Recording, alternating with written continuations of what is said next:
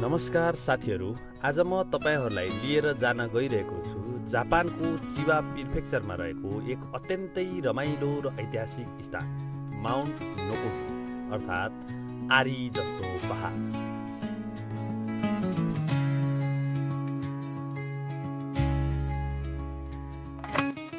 Mount नोकोगिरी भन्नाले जापानीमा आरी जस्ता पहाड भन्ने अर्थ लाग्छ। यो नाम त्यसैले दिएको किनभने यहाँका पहाडहरू साँच्चीकै आरीले काटे जस्तो देखिन्छ।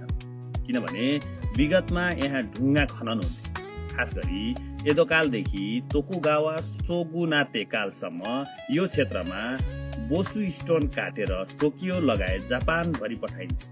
त्यही खननका कारण आज यी पहाडहरू सिधा भित्ता जस्ता बनेका छन्।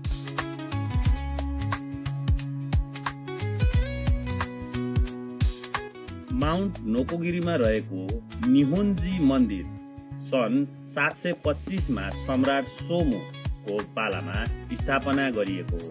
यो मन्दिर तेन्दाई सम्प्रदायको एक पुरानो र महत्त्वपूर्ण धरोहर हो र यो मन्दिरमा अवस्थित दाइबुचु अर्थात् विशाल बुद्धको मूर्ति यो याकुसी न्योराई अर्थात् उपचार दिने बुद्धको मूर्ति हो। सन् 1783 मा निर्माण गरिएको यो मूर्ति करिब 31 मिटर अग्लो छ।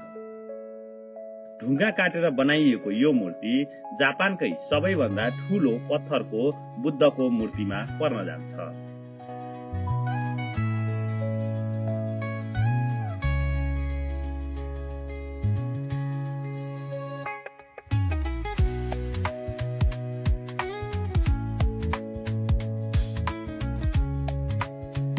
अब कुरा गरौँ अर्को अद्भुत मूर्ति द 100 साकु खान्नोन, जसलाई जापानीमा ह्याकु साकु खान्नोन भनिन्छ।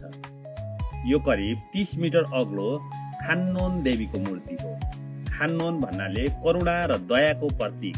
यो मूर्ति सन् 1960 तिर बनाइएको। दोस्रो विश्वयुद्धमा ज्यान गुमाएकाहरूको सम्झनामा शान्तिको कामना सहित चट्टानमा सिधै कुदिएको यो मूर्ति एकदमै प्रभावशाली देखिन्छ र यो धेरै आस्थाको केन्द्र पनि बनेको छ।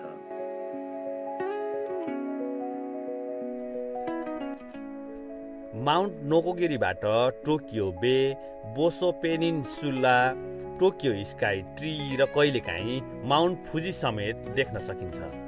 यहाँ जिकोकु नोजोकी भन्ने स्थान छ जसको अर्थ हो नरक हेर्ने, जहाँबाट गहिरो खोज देख्न सकिन्छ। माउन्ट नोकोगिरी धार्मिक आस्था र प्राकृतिक सुन्दरता र ऐतिहासिक महत्त्वको सङ्गम हो।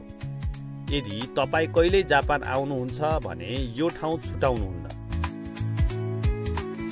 भिडियो मन पर्यो भने लाइक, शेयर अनि सब्स्क्राइब गर्न नबिर्सिनुहोला। अझै यस्ता जानकारीका लागि फेरि अर्को भिडियोमा भेटौँला। धन्यवाद।